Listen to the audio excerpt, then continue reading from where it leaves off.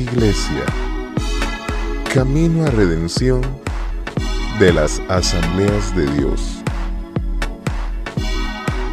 presenta su programa Encuentros con Dios. Prepárate a escuchar la incorruptible y poderosa palabra de Dios. Palabra que salva. Palabra que sana. Palabra que libera. Palabra que imparte propósito de vida. Bienvenido a un encuentro con Dios.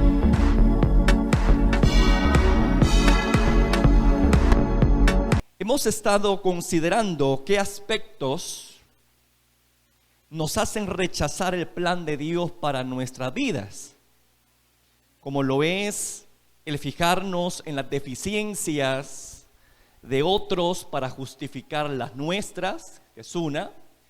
La otra es imitar las costumbres de otros. En otras palabras, cuando perdemos nuestra identidad precisamente en ese afán de querer imitar, ¿verdad?, a otras personas. Y en cuanto a esto último, hermano, hemos estado considerando lo dañino que puede ser, porque nos hace perder obviamente el propósito de Dios para nuestra vida. El entorno que nos rodea, el hecho de las costumbres que lo impregnen a uno para mal, puede desviarnos de nuestra identidad en el Señor.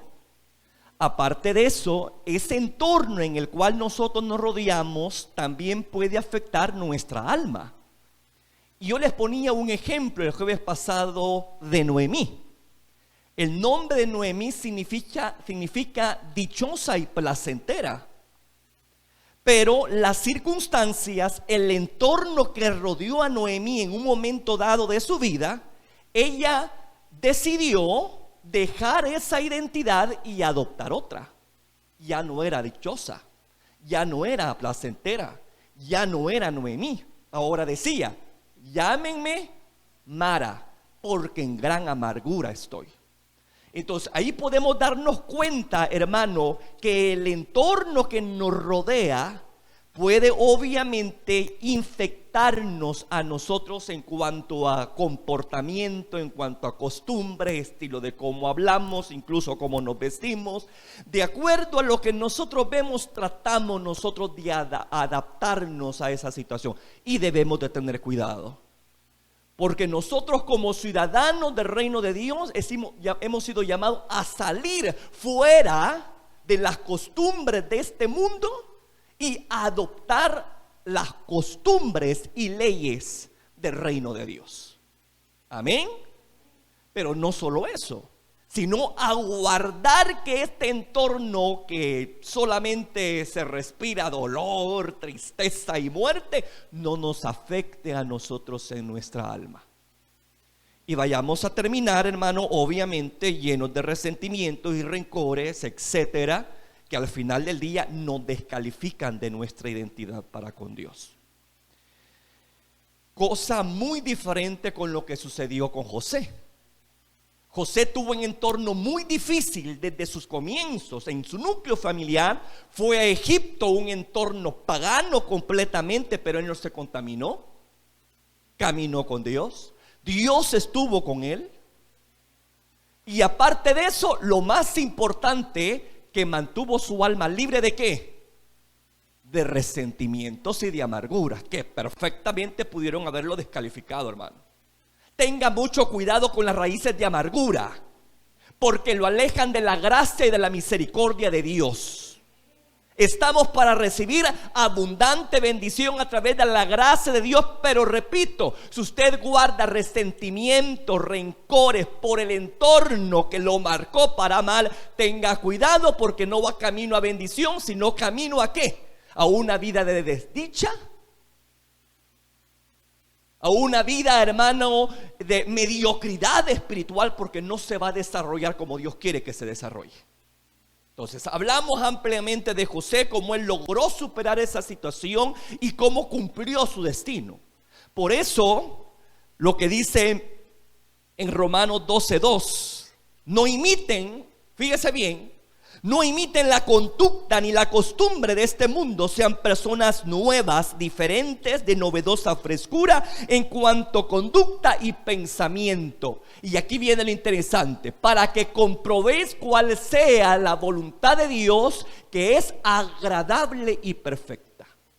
Entonces, eso quiere decir que mi identidad en el Señor, guardar mi identidad, lo que yo soy en Cristo, me pone en camino al cumplimiento del propósito de Dios. Si mi entorno me define para mal, yo voy a terminar perdiendo el propósito. ¿Queda claro eso? Yo quiero que quede claro. Ahora, yo quiero, hermano, seguir con esta cuestión de cuidar nuestra identidad, ¿verdad? Que somos en el Señor.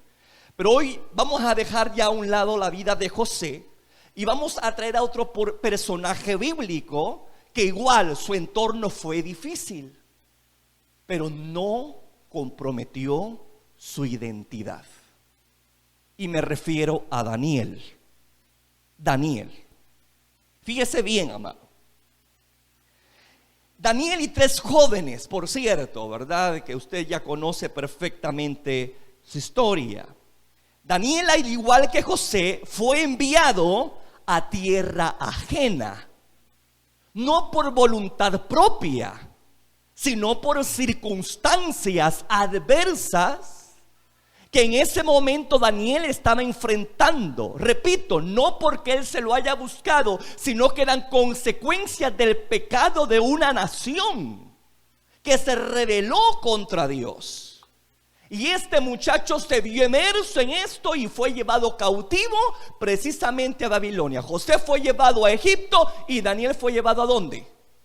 A un reino llamado Babilonia. 2 países completamente paganos, primer potencia mundial en su tiempo, así como lo era Egipto en su momento, en el tiempo de José. Así fue también Babilonia en el tiempo de Daniel. Para ese tiempo ya Egipto había perdido su fuerza y Babilonia había tomado el mando de todo el mundo conocido. Así que Daniel también fue llevado a la primer potencia mundial del mundo conocido en aquel entonces, llamado Babilonia. Lejos de su tierra, lejos de su templo, lejos de sacerdotes, lejos de la ley, lejos de todo aquello que pudo haberlo fiscalizado o darle temor a no ser lo malo, a no imitar a Babilonia. Él podía perfectamente fluir en esa corriente, pero no lo hizo.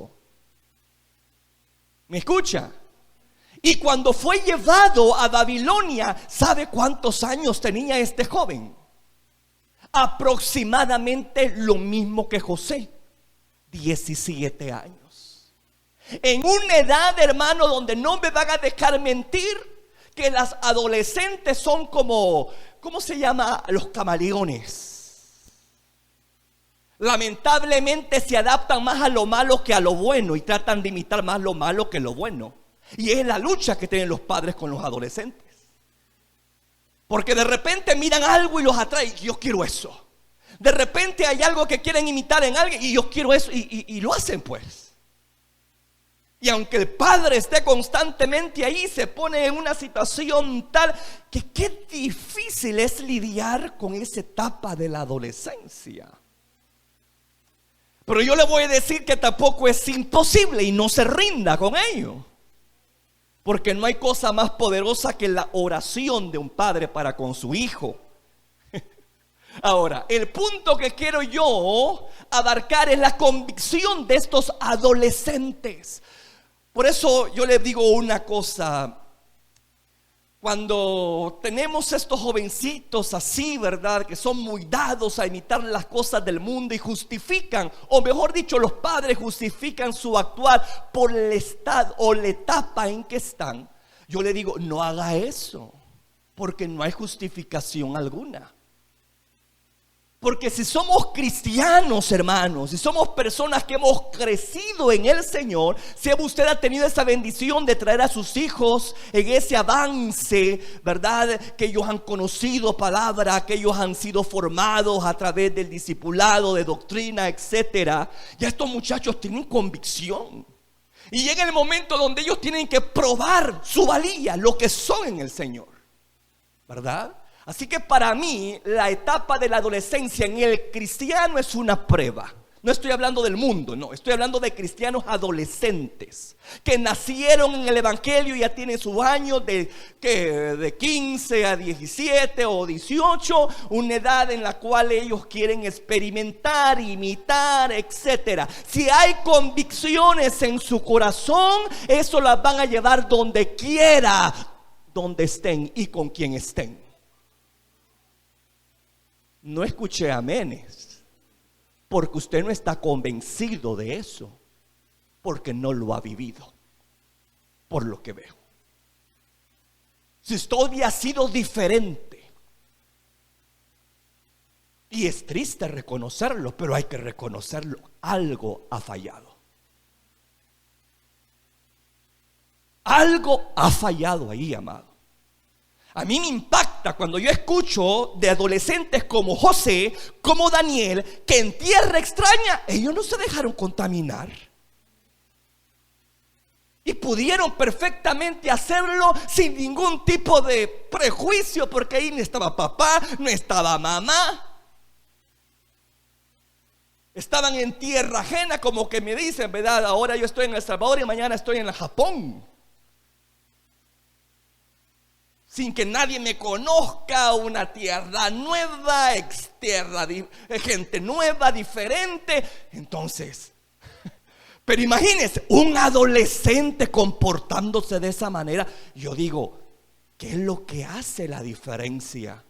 Obvio, las convicciones que son sembradas en los corazones de estos niños, que cuando crecen se anclan a la fe.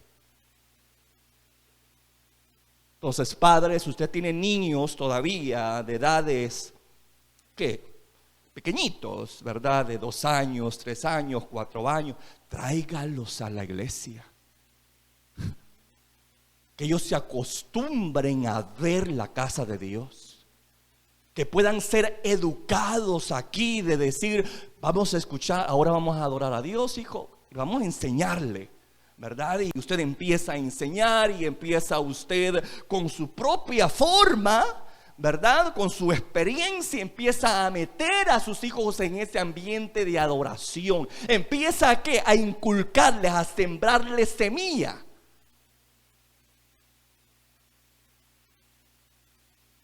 Para que cuando lleguen a la edad de la adolescencia ellos puedan ¿cómo? Permanecer firmes. Pero vuelvo al punto, el por qué no se está viendo eso hoy en día en nuestros adolescentes cristianos es porque no ha habido una formación correcta en su niñez. No se les ha enseñado su identidad en Cristo. Y cuando de repente se ven desafiados a mantenerla y a conservarla, su fe es demasiado débil para mantenerla y ceden a la presión del mundo, que es lo que actualmente vemos. Por eso yo le digo en el nombre del Señor, préstele atención a sus niños, préstele atención a sus niñas, tráigalas a la iglesia. Cuando están en una edad donde usted fácilmente los puede traer, tráigalos. No los deje en la casa, no los deje en compañía de un televisor, de un celular, porque no son los mejores maestros. Créame lo que le estoy diciendo. Tráigalo. Usted puede decir que mucho molesta, hay que educarlo entonces acá. Así como son educados en la escuela, que deben de permanecer cierto tiempo dentro de su salón de clase, viene un recreo y así sucesivamente. Lo mismo sucede en la casa de Dios. Hay que educar a los niños y dejar de poner de excusa, es que mucho me cuesta andar con él, mucho molesta. Un niño nunca va a amonestar a Dios. Me explico, un niño nunca va a molestar a Dios.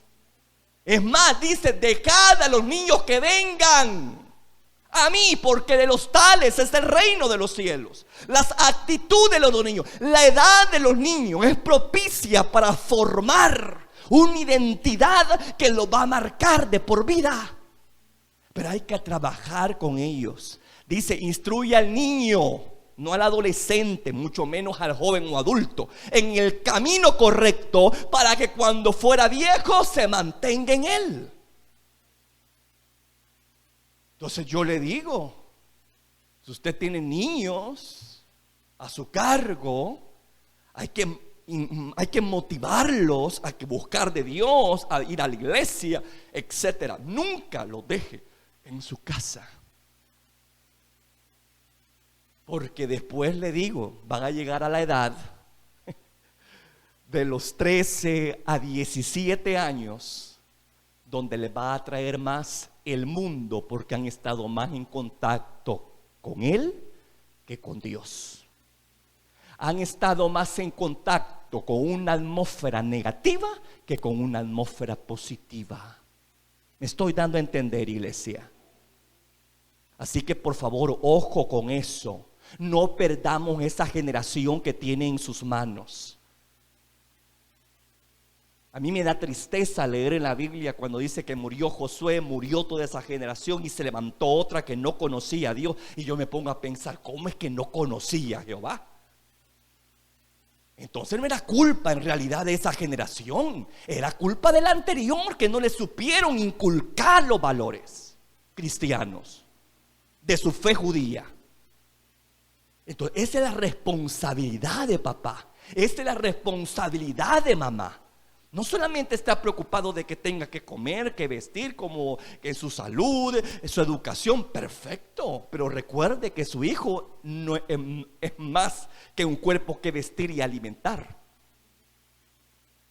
Es una casa donde Dios quiere morar y cumplir propósitos en ellos. ¿Me escucha, iglesia? Así que yo le digo en el nombre del Señor, en vez de estar allí cediendo a los caprichos de los niños, porque cada etapa tiene sus problemas, ¿verdad? Y los niños igual también tienen sus caprichos. Pero la ventaja del niño es que ni modo, tiene que caminar donde papá y mamá andan. Ahí no hay tales. Yo me recuerdo cuando estaba pequeño, hermano, mi mamá me llevaba a la iglesia. Yo me dormía debajo de la banca de la iglesia.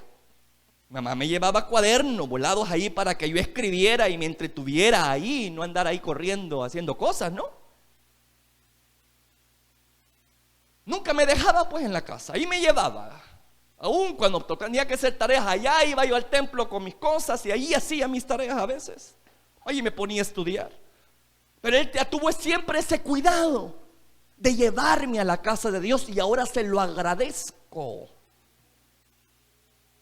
Porque todo eso me ayudó en mi identidad a conservarla cuando de repente me vi sumergido en la presión del mundo, con otras personas que no temían a Dios, con otras personas que hacían lo que querían y lo inducían a uno a hacer lo incorrecto. Pero ya había un ancla que te mantenía firme. Y donde quiera que ibas, esa ancla te mantenía firme. ¿Me escucha? Esos jóvenes, José y Daniel, obviamente recibieron tanta convicción desde su niñez que cuando ellos se enfrentaron en una situación tan difícil en su vida, imagínense, estamos hablando de 17 años. ¿Quién tiene 17 años aquí más o menos? ¿Quién tiene unos 17 años aquí? ¿No hay jovencitos de 17 años? ¿De 15? Párate tu hija.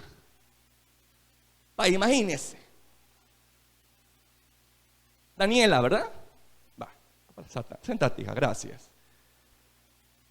2 años más que ponerle. Yo digo, qué convicción si uno adulto, hermano. Solo se va ahí a Metapan y se descarría, hombre.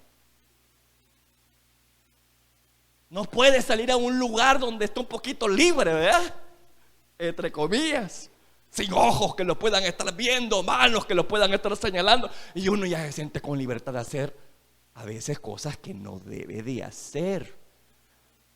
Ahora imagínese un adolescente que tenga esa convicción de que fueron arrancados abruptamente de su tierra, de su familia, y fueron llevados no en una actitud buena, sino fueron llevados como esclavos, cada quien en su área, ¿no? Porque Daniel tuvo una bendición de que no fue tratado tan brutalmente como José al principio, ¿verdad? Daniel tuvo cierta comodidad. Pero vuelvo al punto: estaban en tierra ajena, sin familia que los supervisara, sin pastores, sin templos, sin ley que pudiera allí normar su vida. Pero algo sucedía en ellos. El temor de Dios ya estaba en su corazón. Así que donde iban, aunque fuera de su tierra, nunca estaban lejos de Dios. ¿Me escuchó? Y esa es la convicción de un creyente, que donde quiera que estemos y vayamos, Dios está ahí.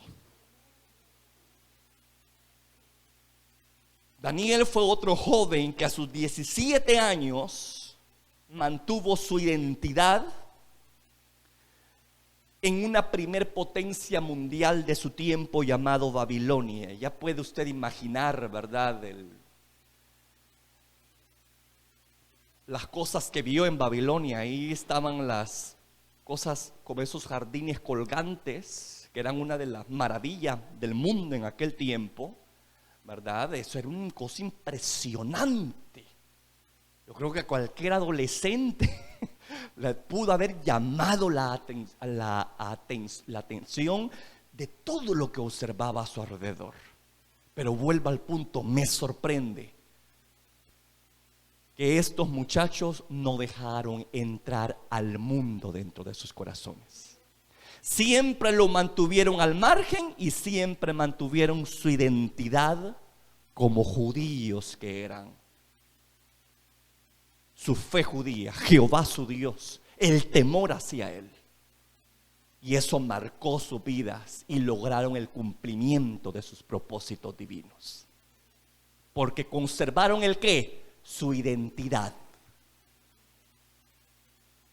No la violentaron, no la cambiaron por otra. Y eso hizo que estos jóvenes gozaran del cumplimiento del propósito de Dios. Como lo vimos en el caso de José, hoy lo vamos a ver en el caso de este joven y otros 3 jóvenes al igual que él en Babilonia. Fíjese que el propósito de Daniel se cumplió, al igual que José, como les decía, que su ministerio era de ser consejero de reyes paganos. Ese era su ministerio, fíjese. Tanto el ministerio de José como de Daniel no fueron servir a una iglesia, servir a un pueblo temeroso de Dios, no, sirvieron a reyes paganos, a un pueblo pagano, que creo que es lo más difícil que puede haber. Porque ser cristiano dentro de una iglesia es fácil y placentero, pero serlo afuera es otro cuento. Ahí es donde se prueba realmente nuestra convicción. José y Daniel tenían un propósito específico y eran ser luz en la oscuridad, fíjense. Ayudar a estos reyes paganos a orientarlos en los momentos más oscuros de su vida y de paso hacer que comprendieran que había un Dios sobre todo dioses, el único, el verdadero, que era el Dios que servía a estos jóvenes. Y Dios los envió con ese propósito, que fueran luz en la tiniebla, que pudieran dar testimonio del Dios verdadero ante esos reyes paganos, que dicho sean de paso también se consideraban dioses. Porque Egipto creía que su faraón era un dios. Entonces, obviamente, Dios tenía un propósito bastante fuerte para estos muchachos y lograron con bendición el cumplimiento de lo mismo. Quiero hacer algo, un paréntesis aquí. Fíjese que Israel fue precisamente apartada por Dios, formada por Dios con el propósito de que fuese luz a las naciones, que cumpliera ese propósito, demostrar al Dios verdadero. A través de Israel no solamente vendría el Mesías, el Salvador del mundo, sino que también irá a conocer la ley de Jehová, los mandamientos, etcétera, el conocimiento de Dios. Dios tenía propósitos maravillosos para Israel. Allí en Isaías capítulo 49, versículo 6, habla sobre ese destino, sobre ese propósito divino que Jehová tiene para Israel. Vamos a leerlo. Isaías 49, 6 dice: poco es para mí que tú seas mi siervo para levantar las tribus de Jacob y para que restaures el remanente de Israel. También te di por luz de las naciones para que seas mi salvación hasta lo postrero de la tierra. Si usted mira el subtítulo del capítulo 49, dice: Israel, siervo de Jehová. Ese era su destino, esa era su identidad, ser siervo de Jehová, que pudiesen ser luz a las naciones. Pero todos sabemos que Israel fracasó como pueblo en esa misión.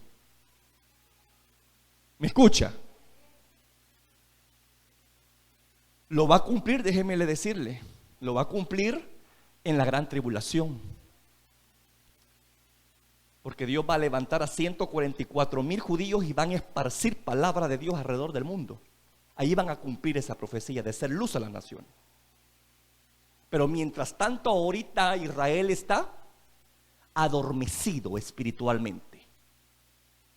Perdió su propósito divino, por lo menos en este período de la historia de la humanidad.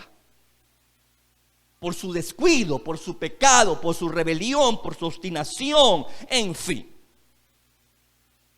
Sin embargo, aunque el pueblo en sí fracasó en su propósito y destino divino, Dios siempre tenía instrumentos que Él utilizaba. ¿Para qué, iglesia? Para que cumplieran esa función de ser luz en la oscuridad. Y uno de esos fue Daniel. Daniel cumplió fielmente el destino divino que a todo un pueblo le correspondía.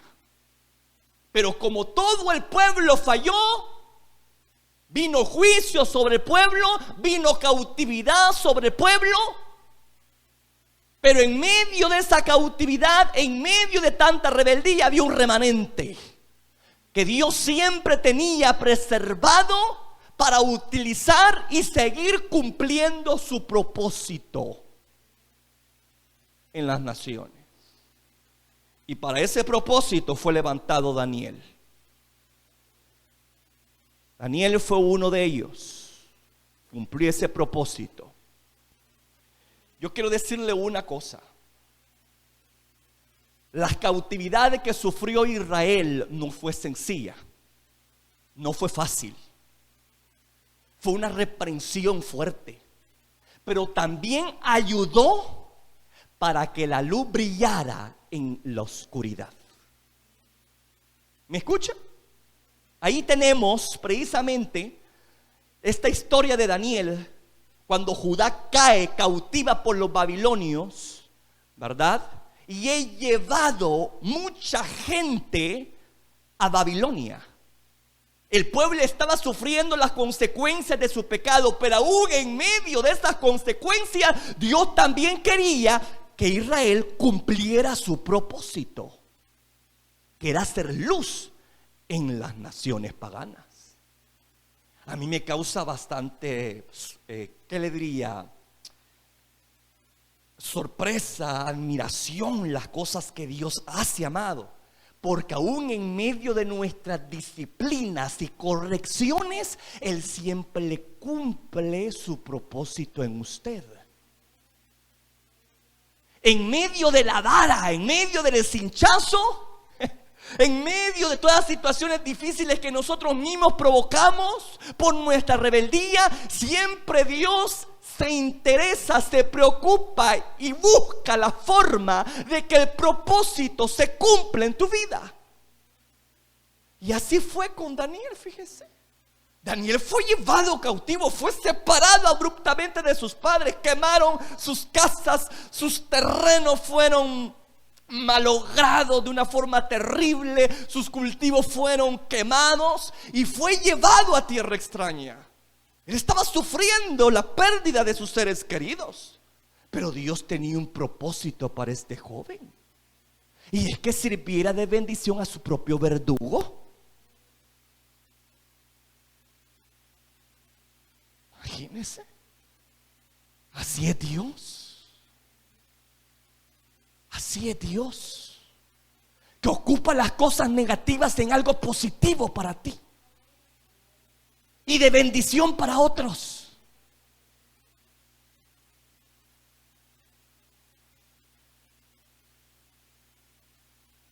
Fíjese cómo sirvió esa expansión que hubo, ¿verdad? De gente allí, cómo también ocupó eso, Dios, ese exilio que tuvo ese pueblo de Judá, ocupar ese mismo exilio que hablaba de la corrección y disciplina de Dios, también como un medio para ir a glorificarse Jehová a Babilonia, la primera potencia mundial de aquel tiempo. Dios tiene formas, hermano, extrañas para moverse, que a veces uno no comprende ni entiende. Y uno dice: Señor, ¿por qué estoy sufriendo tanto? ¿Y por qué será que tú permites eso? Hermano, si no entienda, calla. Si no entiende, calle. Porque más adelante te cumplirá el propósito de esa situación. No solamente te ayudará a ti a afirmarte en las cosas de Dios, sino que al mismo tiempo te ayudará a Dios para que seas mejor siervo. Porque la disciplina no es solamente para corregir algo malo, sino para perfeccionar tu vida. Las aflicciones que pasamos, amado, es precisamente con ese propósito: perfeccionarnos en nuestra fe. Y a veces Dios ocupa cosas, le digo, bastante difíciles de comprender y a veces hasta dolorosas, porque sabe Jehová que es necesario para que se cumpla un propósito en tu vida. Quiero ponerle un ejemplo sobre esto mismo: la iglesia primitiva. Quiero que vaya a Hechos, por favor, Hechos capítulo 1. Hechos capítulo 1, versículo 8.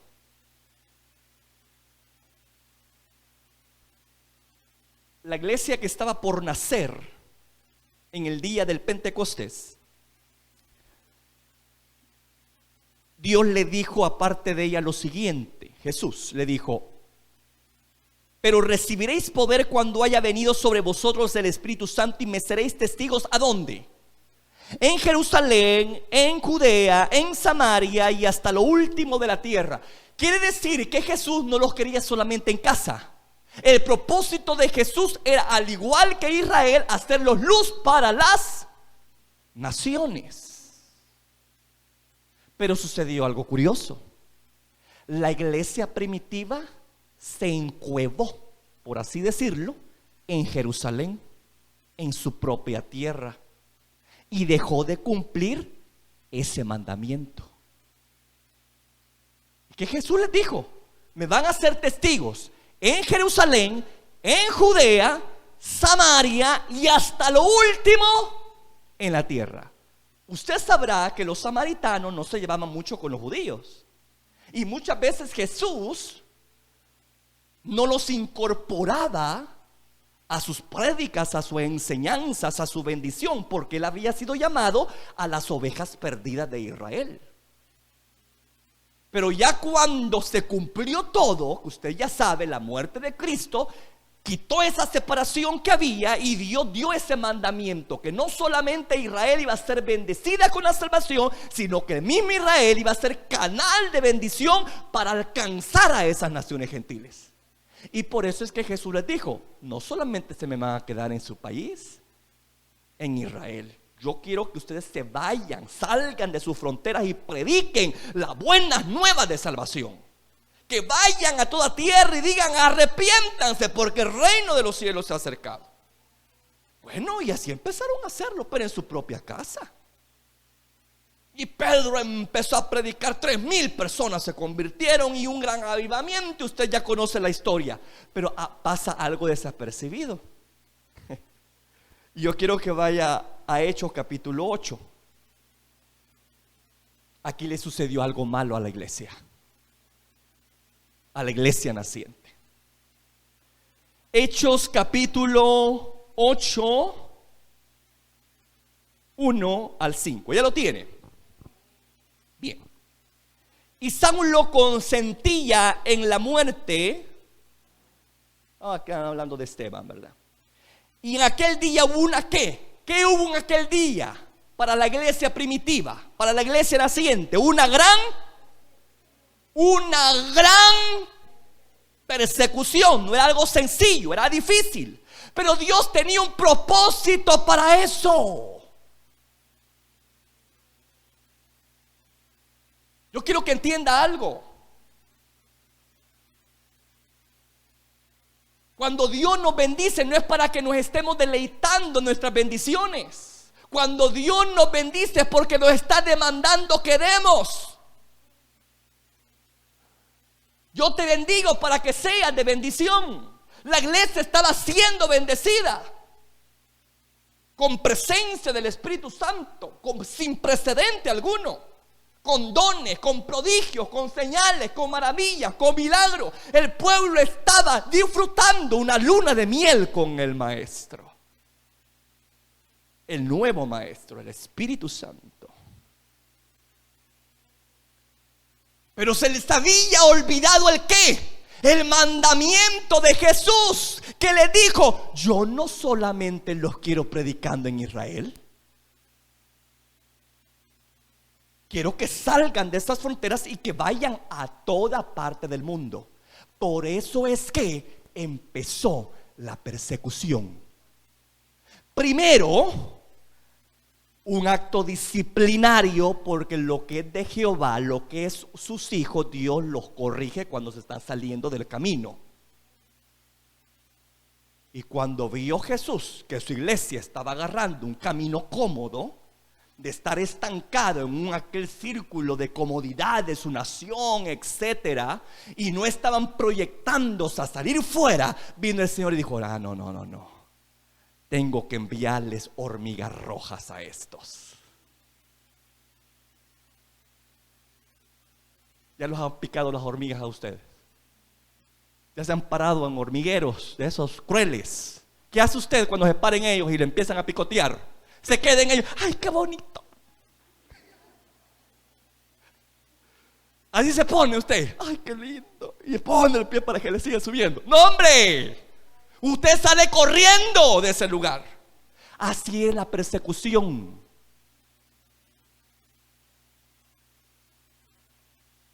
Era un acto disciplinario de Dios, como lo era el exilio que tuvo Judá a Babilonia. Fue un acto disciplinario de Dios, pero también tenía el propósito de que ellos que cumplieran su destino y propósito divino, que era salir de sus tierras y ir a tierras extrañas. Lo mismo que sucedió con Judá. Fue sitiada por los babilonios. Vino los babilonios, escogieron lo mejor y se lo llevaron ¿a dónde? A esa tierra, a Babilonia. Pero Dios tenía un propósito de que fueran luz en la oscuridad. ¿Verdad que sirvió para dos cosas la dificultad? ¿verdad que sirvió para dos cosas? El exilio, al igual que la persecución, como ya lo vamos a leer. Sigamos leyendo. Una gran persecución contra la iglesia que estaba en Jerusalén, y todos fueron, mire, ¿qué dice ahí, amado? Eso no es coincidencia. Habían olvidado el mandamiento de Jesús. Predican el evangelio en Jerusalén. ¿Y qué les dice? Pero luego vayan ¿a dónde? A Judea, a Samaria. ¿Y qué dice allí? Se da cuenta cómo Dios ocupa la tribulación, sus procesos disciplinarios, para que el propósito de Él sea cumplido en tu vida. Por eso no te quejes cuando sos disciplinado por Él. Por eso no te quejes cuando de repente viene la persecución, viene la angustia, viene la aflicción. Porque sabe Jehová que te has desviado en algo. Porque sabe Jehová que Él quiere ayudarte a mejorar un conocimiento sobre Él que no lo sabías y que va a ser necesario para el cumplimiento de tu ministerio, para el cumplimiento de tu destino divino en esta tierra. Por eso es que muchas veces sufrimos. El sufrimiento es un sirviente de Dios, que Dios lo ocupa para no solamente disciplinar, no solamente para corregir, sino también para formar al Hijo de Él. Y para que el propósito divino de Dios se cumpla en la vida de su Hijo. Me estoy dando a entender. Así que esta persecución los hizo salir, como salen las personas que han sido picoteadas por hormigas, ¿verdad? De su círculo de comodidad, y empieza, y dice el Señor, ahí los quiero, allá quiero un grupo en Judea, allá quiero un grupo en Samaria. Si no era así, allí estuvieran cómodos con sus cultos pentecostales bien fervientes, hablando lengua, viendo cómo el Señor sanaba. Y qué hermoso es eso. Pero no nos enfoquemos en esto. Amado, no se enfoque solamente aquí, hombre. Yo sé que hay muchos en su casa que necesitan ser convertidos. ¿Y quién les va a llevar esa luz? Nosotros. Ahí donde en el trabajo, allí en su comunidad, con su vecino, siempre hay alguien que necesita de Dios. ¿Y quién va a utilizar Dios? Al pastor, al evangelista, al maestro. No, hermano, es a usted. Fíjese que nosotros, más que todos los pastores y maestros y profetas, están más dados para la iglesia que para el mundo. El evangelista y misionero no, van enfocados afuera. Pero en el cumplimiento de ser luz, ser testigo del poder de Dios, es un mandato para todos los feligreses. O sea, con esto le estoy diciendo que no le toca al pastor, no le toca al maestro, no le toca al profeta, aunque pueda ser que en un momento dado el profeta pueda ser llevado por Dios, ¿verdad?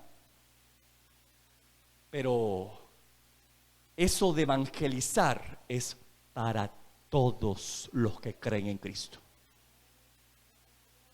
Y yo creo que todos los que estamos aquí somos creyentes. Así que usted tiene una misión. Me encanta. Y todos fueron esparcidos.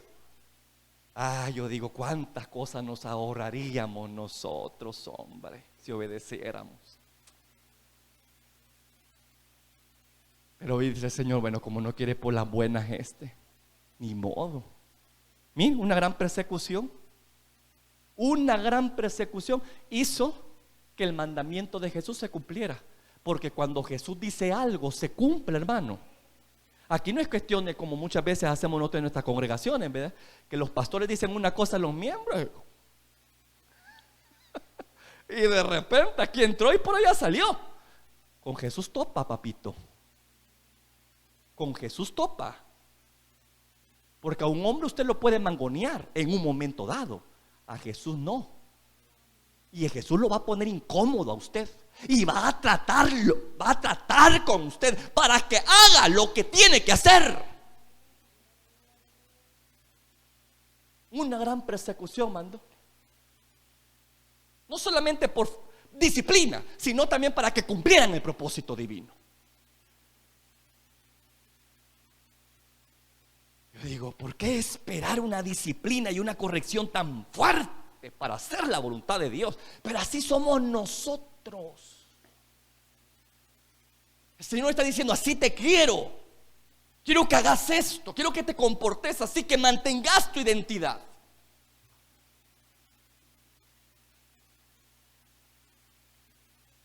Que los otros te sirvan que la gente que no conozcan de mi presencia, dice el Señor, te sirvan a ti tú sirvas de ellos como modelo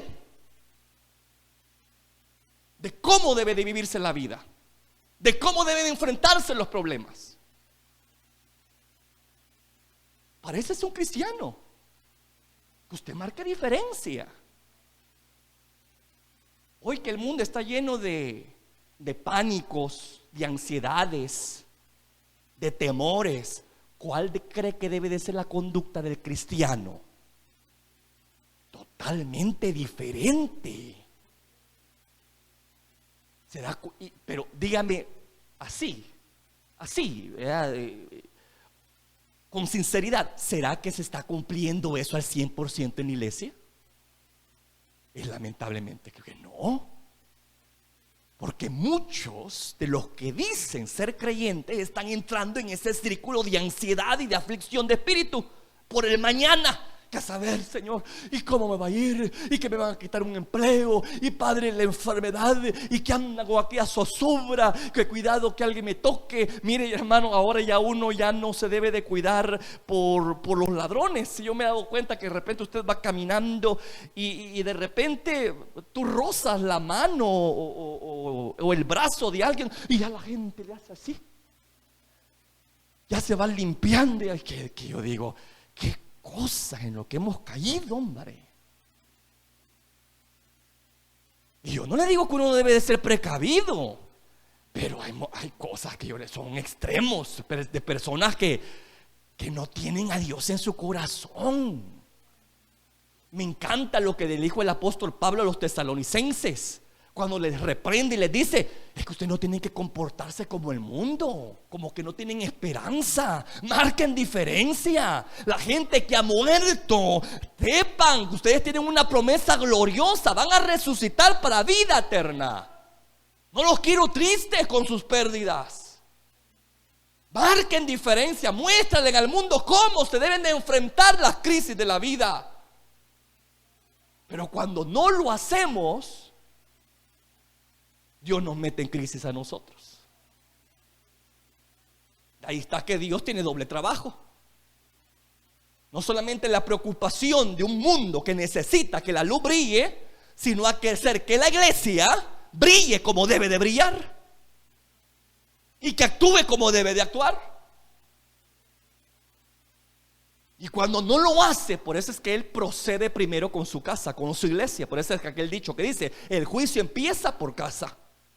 La disciplina empieza por casa. Y muchas partes de la disciplina es por eso, porque no somos obedientes ni dóciles al llamado, a la comisión que hemos recibido. Ahí está que Dios manda persecución, Dios manda situaciones difíciles en nosotros para que reaccionemos y nos levantemos. Así que, hermano, yo quiero llamarle la atención en esta noche a usted en este aspecto. Si Dios le dice que haga algo, hágalo. Si Dios ha invertido tiempo con usted en explicarle en lujo de detalle, porque a veces Dios así hace, ¿verdad? Con ciertas cosas que le interesa que usted haga, no postergue. No espere que una persecución lo visite. No espere que el enemigo toque su puerta, y no solamente toque, sino que entre y le robe la paz. al punto que lo haga reaccionar y buscar a Dios y decir: Señor, ¿qué está pasando? Y de repente viene aquella revelación: ay, Señor, ya me acuerdo, dejé de hacer lo otro. Y empezamos a volver a caminar por el camino que debes. Y la persecución, ¿qué? Cesa. Y la angustia cesa. ¿Se ha fijado usted en eso? Que cuando usted esté en el camino correcto, como que de repente viene la paz y la calma. Pero cuando anda lejos, ni el sol de verano lo calienta a usted. Todo lo molesta, anda de nervios, como el erizo. No me toquen porque te muerdo, te puyo.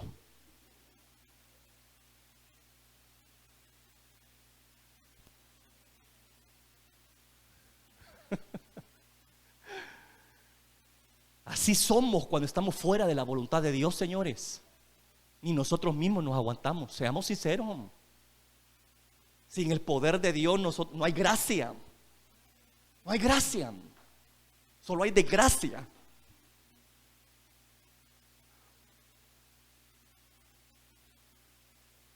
Si lo que le da la facultad de ser amado por otros a usted no es su linda cara o su personalidad arrolladora,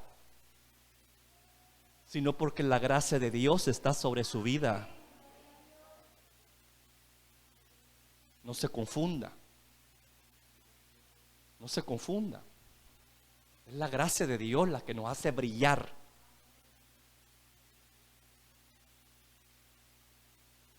La que nos da favor para con los demás. Dependemos de Él, señores. Por eso le digo, cuando uno se hace cristiano,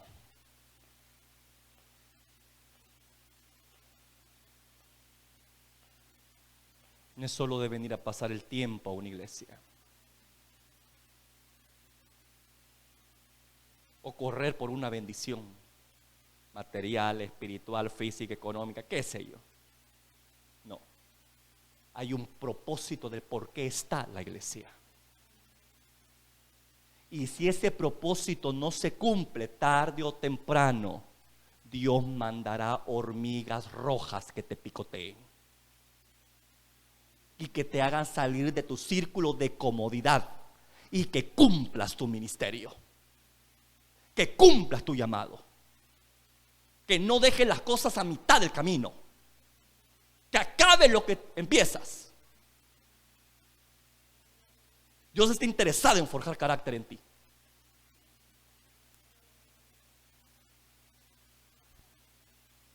Así que yo le digo en el nombre del Señor, si está pasando por una situación difícil o una prueba o cualquier situación, hagámonos un autoexamen. ¿Qué he dejado de hacer, Señor? ¿Qué estoy haciendo mal, Señor? ¿Qué es lo que no te está pareciendo, Padre? ¿Qué puerta abrí donde el enemigo vino y roba? ¿Me escucha, iglesia? Ahí claramente lo vemos en Hechos 8, que esa gran persecución logró el cumplimiento del destino divino para la iglesia primitiva. Vayan no a Jerusalén, dijo Jesucristo solamente, sino yo los quiero en Judea, que los quiero en Samaria, hasta el rincón de la tierra. Nosotros somos testigos de eso. Amén. Pero todo nació a través de ¿dónde? Una persecución. Siga leyendo. Y los hombres piadosos llevaron a enterrar a Esteban e hicieron gran llanto sobre él. Y Saulo asolaba a la iglesia y entrando casa por casa arrastraba a hombres y a mujeres y lo entregaba en la cárcel. Pero los que fueron ¿qué? Esparcidos, ¿qué iban haciendo? Ahí ya iban cumpliendo su destino divino. Ya cuando se vieron bajo un yugo fuerte, bajo una situación difícil, ahí empezaron a cumplir su propósito y fueron esparcidos, iban por todas partes. Me encanta eso, porque es lo que dijo Jesucristo en Hechos 1:8. Pero recibiréis poder cuando haya venido sobre vosotros el Espíritu Santo y me seréis testigos en Jerusalén, en Judea, en Samaria y hasta lo último de la tierra. Y ahí dice, esparcidos iban por todas partes. Ahí ya no habían fronteras que los detuvieran, allá iban, cumpliendo su destino divino, ser luz en la oscuridad. Pero todo fue producto ¿de qué? De una persecución, que era producto, obviamente, de la disciplina que Dios estaba ejerciendo sobre la iglesia naciente, por no cumplir el mandato de Jesús. Y lo mismo le pasó a Judá en su momento, donde era este joven Daniel. Israel se olvidó de su propósito de ser luz en el mundo, se contaminó con el mundo. Vino el Señor y mandó al mismo mundo para que sirvieran de icones, que los atormentaran y que los llevaran cautivos. Pero al mismo tiempo eso sirvió para que ellos cumplieran su destino: ser luz en las tinieblas. O sea, que con Dios no hay tales de negociaciones. O se hace o se hace. Eso he aprendido yo aquí. Lo vas a hacer, Freddy, lo vas a hacer. Punto. No hay negociación. Con Dios no hay negociación. Quiero que entienda esto. Quiero que entienda la seriedad del hecho de que usted esté aquí en una iglesia, sea parte de la iglesia de Dios, no de una congregación o denominación, porque eso sobra. Dios no viene por denominación ni por título. Dios viene por su iglesia. Usted es parte de la iglesia y tiene una comisión que cumplir, tiene una misión que cumplir, y es ser luz al mundo. ¿Me escucha? Tiene que mantener su identidad para que cuando vaya a la oscuridad la gente lo identifique y diga: ah, este es cristiano. Para que cuando la gente esté en angustia, en aflicción, y usted lo vean con paz y tranquilidad, le pregunten: ¿y qué hace usted para tener esa paz? ¿Y qué hace usted para verle siempre con una sonrisa en sus labios? ¿Y qué tiene usted que yo veo que hay algo diferente? ¿Se ha topado? Yo no sé si usted se ha topado más de alguna vez con personas que le preguntan: ¿qué es lo que tiene usted, Señor? ¿Qué lo hace tan diferente? Es que tiene algo que yo no sé qué es. Es lo que le digo, es la identidad de Dios, es el favor de Dios, es la gracia de Dios sobre su vida, que le está diciendo: enseñale el camino, compartir lo que ya tenés en tu corazón, de gracia recibí, da de gracia, de esa bendición a otros. El problema es cuando nos callamos y agarramos la iglesia como un lugar donde yo me gozo, donde yo soy bendecido. Pero repito, es que la iglesia no es solo eso. Es para que usted venga, se equipe, se prepare y luego sea enviado. Para eso son las congregaciones, no para venir a pasar el rato. Es para que usted venga a un estudio bíblico, sea enseñado, sea instruido. Y una vez instruido que puede utilizarle la espada del Espíritu, usted se va a conquistar almas. Por eso es que cuando hay gente que me dice: ay, es que el CCDL, yo no le veo ni finalidad, ni pata, ni cola. Usted no tiene patas ni cola. Perdóneme que se lo diga. Y créame, hermano, que se me eriza la piel cuando yo escucho comentarios de gente así, que ridiculiza la enseñanza. Cuando que es a través de ella que nosotros somos formados.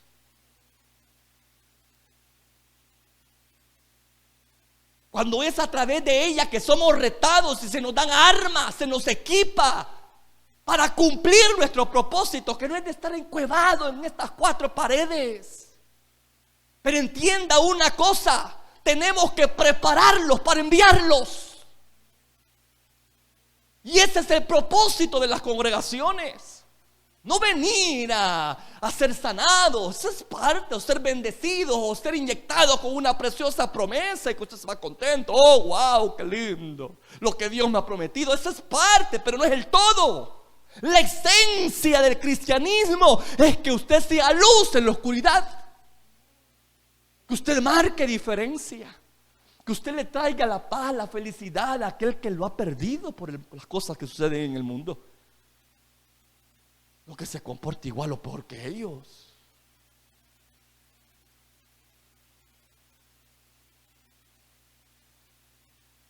Entonces debemos de ser instruidos. Ese es uno de los mandamientos del Señor, que dijo: yo quiero que prediquen el evangelio, pero que también discipulen a los que creen.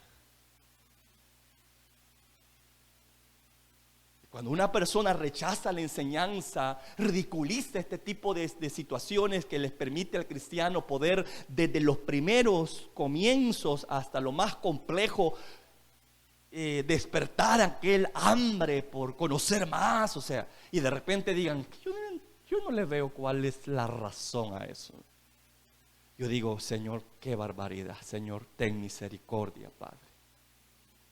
Porque de verdad que están olvidando el mandamiento de Jesús, que no es solamente que les prediquemos, sino que les hagamos de ustedes discípulos.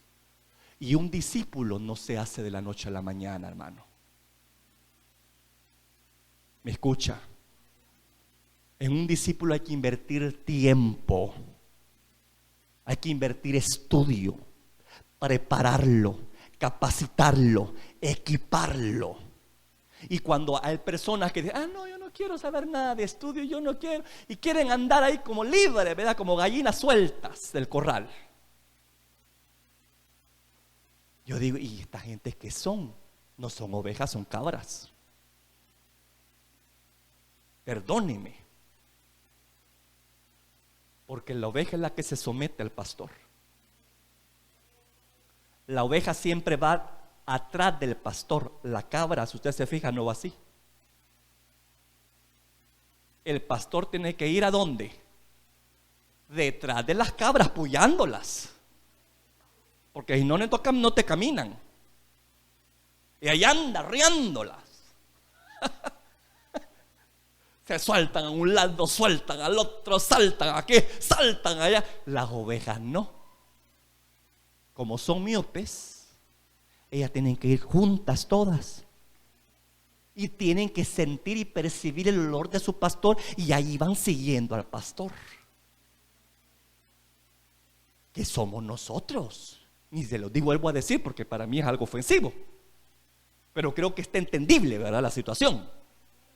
Cuando de repente yo rehúso, porque estoy volviendo al punto del mandamiento de Jesús. Jesús no solamente quiere que usted sea salvo, sino que se equipe y se prepare. Esa es mi responsabilidad aquí en este lugar, prepararlo a usted,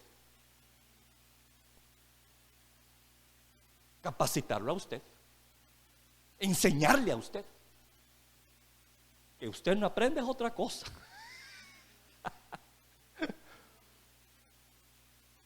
Que usted no la atesore o la valore, ella es problema suyo. Pero como pastor, mi responsabilidad, trato, hermano, trato de hacer lo mejor que puedo. Porque sé que para eso soy llamado.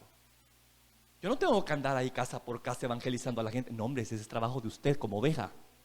El pastor no reproduce ovejas, es la oveja que reproduce ovejas.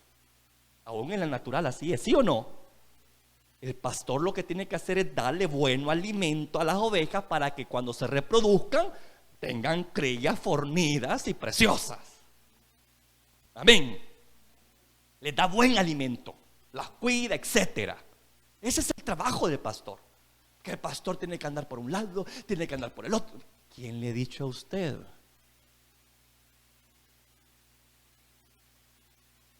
Yo tengo que buscar qué le tengo que dar de comida. ¿Qué es lo que Jesús quiere decirles a ustedes? Yo no puedo venir aquí a improvisar. Yo tengo que asegurarme que estoy dándole a usted lo que necesita oír. No lo que quiere, lo que necesita oír. no con intención de agradarlo, hacerle cómodo. Mi trabajo no es que usted se sienta cómodo en este lugar, mi trabajo es incomodarlo en este lugar. Como lo hizo Jesús en su momento con la iglesia primitiva, que estaba entrando en un círculo de comodidad. Mucha iglesia se ha quedado en un círculo de comodidad, porque están solamente escuchando palabra buena, agradable a su oído. Te voy a bendecir, te voy a dar esto, te voy a lo otro, y etcétera. Y están olvidando el propósito, la misión de su vida, que es ir a predicar y hacer discípulos, bautizándolos en el nombre de Jesús, en el nombre del Padre, del Hijo y del Espíritu Santo, y haciendo discípulos. ¿Verdad que es lo que dice Mateo? Con esto voy terminando. Mateo 28, iglesia.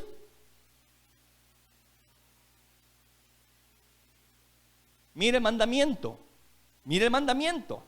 para que vea que no es cosa mía. No, esto no es invento mío, es un mandamiento de Dios. Y temo que si dejamos de cumplir ese mandamiento, nos vaya a pasar como le pasó a la iglesia naciente, que Dios suelte hormigas rojas y empiecen a picotearnos, sacarnos de nuestro círculo de comodidad, y que vayamos a cumplir por las malas lo que debemos hacer, porque no lo queremos hacer por las buenas.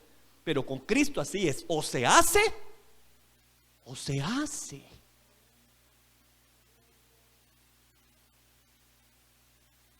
Cristo dijo, Mateo 28, 19, ahí está el mandato claro: por tanto, ir y hacer ¿qué? ¿Se da cuenta? Discípulo, un seguidor de Cristo, alguien que se parezca, que imite a Jesús. Y eso no es de la noche a la mañana. Hay que formar al recién nacido en la fe, con enseñanza, mostrarles el camino, instruirlos con paciencia. Algunos requieren leche, otros requieren de alimento más sólido. Yo no puedo estar predicando aquí de cosas sobre el bautismo en agua. No, necesitamos más. Para eso están el discipulado y está el CCDL, curso de capacitación que se tiene para los discípulos y líderes. Porque ahí está, ese es el mandamiento que debemos de cumplir: ir y hacer discípulos a todas las naciones, bautizando en el nombre del Padre, del Hijo y del Espíritu Santo. ¿Y qué dice ahí? Enseñándoles. ¿Se da cuenta que la enseñanza no es una opción suya? Aquí no es que no quiero, hermano. Es que no es cuestión que no quiera. Es que si usted quiere ser discípulo de Dios, de Cristo, usted tiene que someterse a la enseñanza. Punto. Aquí no hay opciones. Quiero que entienda eso, por el amor de Dios. ¿Qué es eso? Hermanos, les pido en el nombre del Señor que se incorporen, ¿verdad? Y que empiecen ustedes a meterse al CCDL, a buscar la enseñanza. Es que no me toca a mí andar haciendo eso, andarlos a ustedes que, ¿cómo dice eso? Se me escapa la palabra. Como enamorándolos, pues, para hacer lo que tienen que hacer, hombre. Es que ese es su misión, convertirse en un discípulo. Y mire, 1 hora y minutos que invierto yo en tiempo es parte, pero no es el todo. Necesitamos enseñanza sistemática, de lo básico a lo complejo. Y para eso está ese curso que tenemos en esta congregación. Y véalo así, hombre, como un mandato. Porque es un mandato, es una orden, no es una opción suya. Si es verdadero cristiano, usted va a amar la enseñanza, porque quiere convertirse en ¿qué? Discípulo de Cristo, enseñándoles que guarden todas las cosas que yo os he mandado, y aquí yo estoy con vosotros todos los días hasta el fin del mundo. Amén. ¿Se da cuenta que no es solamente predicar, sino que hay que ser enseñados? A mí me preocupa cuando hay hermanos muy dados a actividades religiosas, como andar en ayunos, andar en vigilias, y descuidan los días de enseñanza.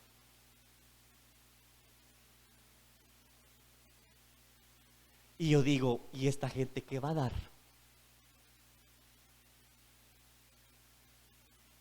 ¿Qué va a dar? ¿Qué está formando? ¿Gente emocional? ¿Gente interesada? Que andan en busca de milagros, sanidades, respuestas a sus oraciones. Y usted les pregunta a ese puño de gente que anda como ovejas, como cabras, porque no puedo llamarlas ovejas. Iba a decir ovejas sin pastor, pero no, las ovejas siempre tienen pastores. Las cabras no reconocen pastor. Yo digo, ¿y esta gente qué está cumpliendo aquí esto?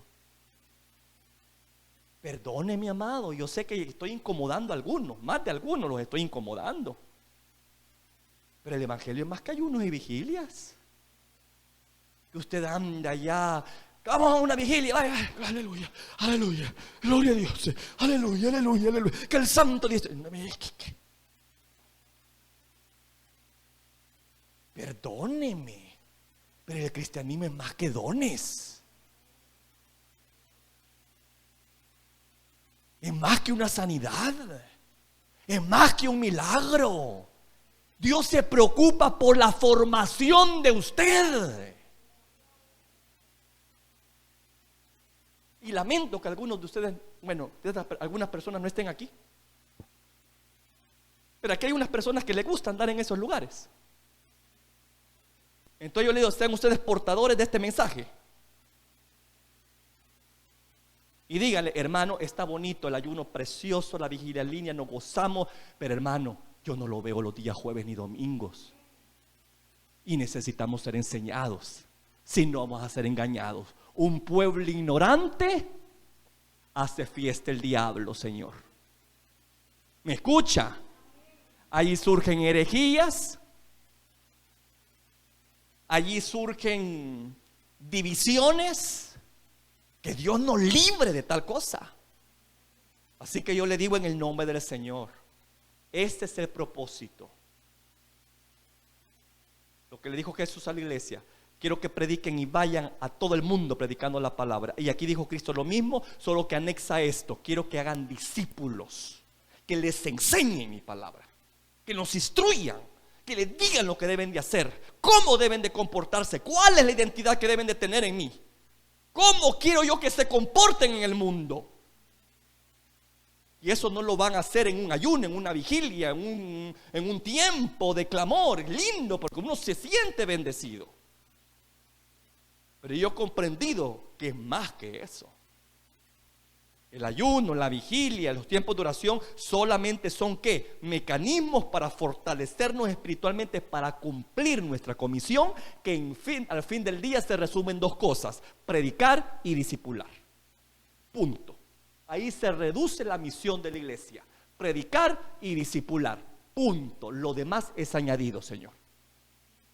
Vida espiritual, gente consagrada, gente con dones, gente buscando de Dios. Gloria a Dios. Yo no estoy diciendo que eso está malo, pero ese es el orden.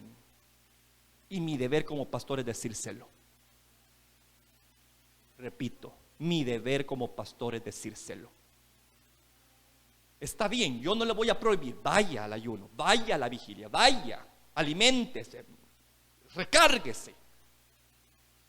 Pero recuerde que usted ha sido llamado ¿a qué? A predicar y a que se le enseñe a ser un discípulo de Cristo. ¿Y eso a dónde lo va a enseñar?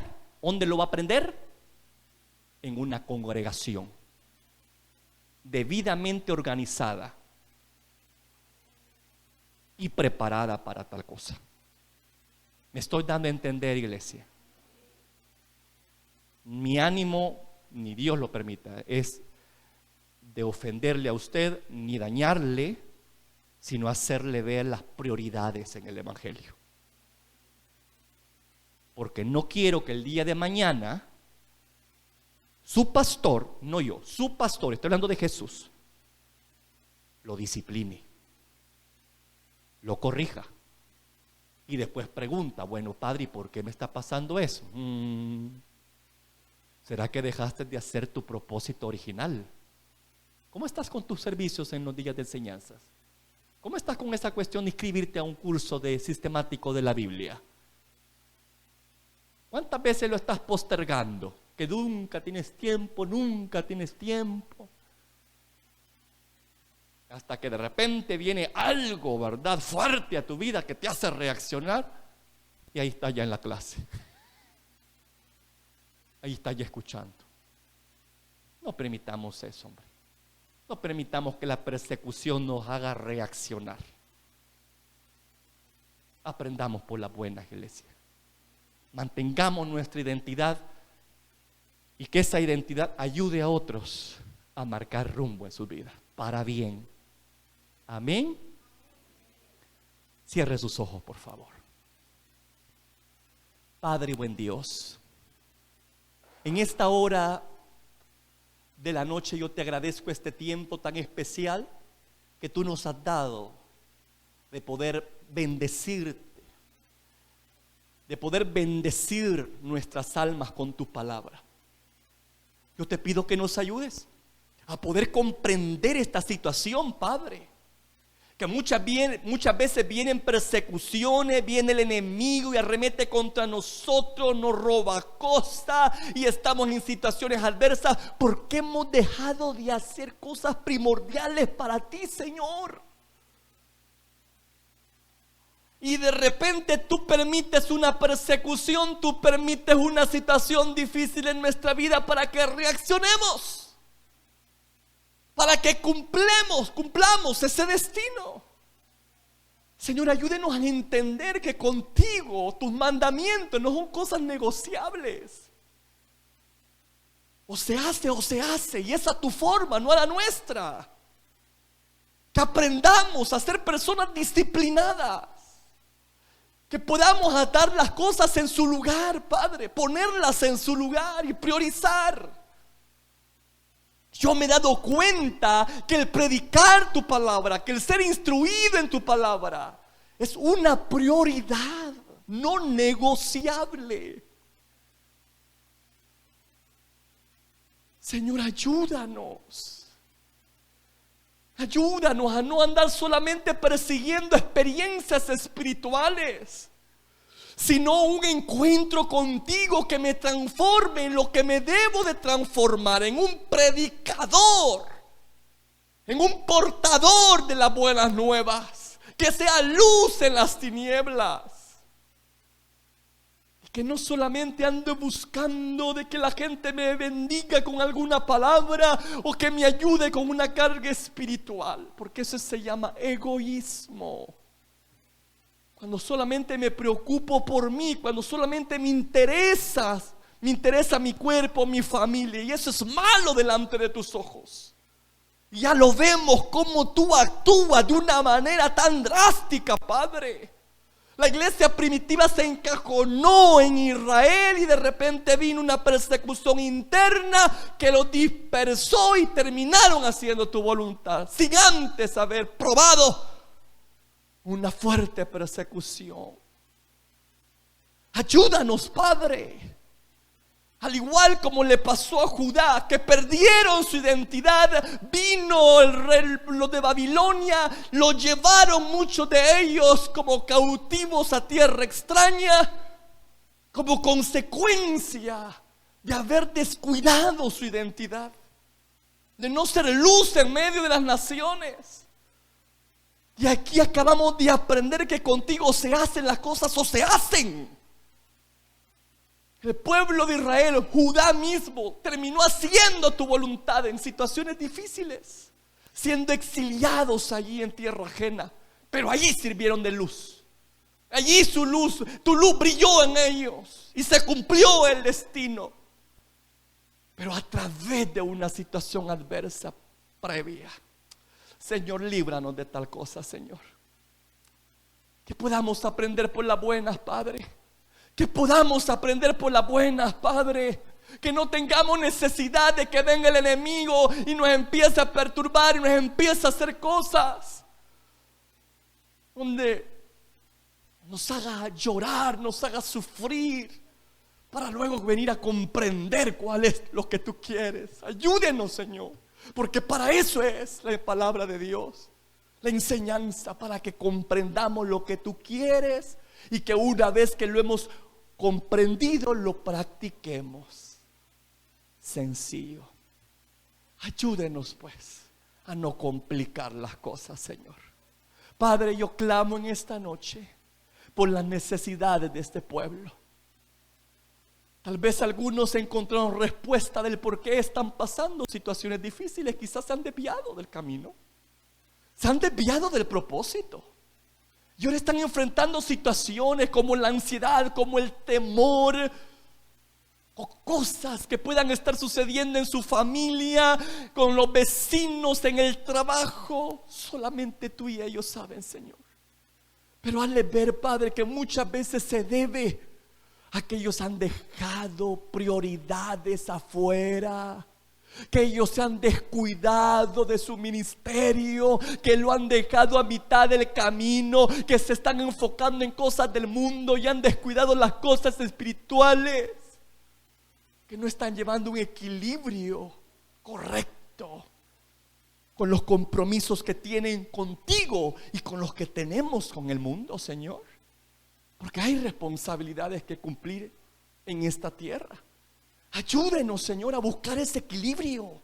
Ayúdenos a que esa balanza no se incline más a un lado que el otro. Ayúdenos. Y he comprendido que eso se debe a que muchas veces no tenemos la enseñanza correcta.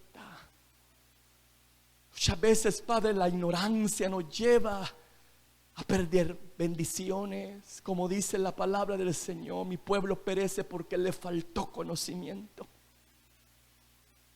Ayúdenos a amar la enseñanza para evitarnos reprensiones futuras, Padre. Ayúdenos a amar la enseñanza. Y más que eso, poder practicar lo poco o lo mucho que sé.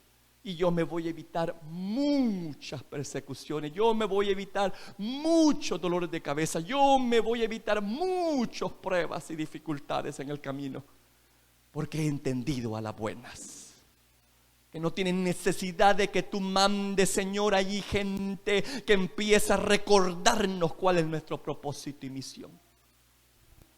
Padre amado, en el nombre poderoso de Jesús, yo bendigo a este pueblo y lo declaro en victoria.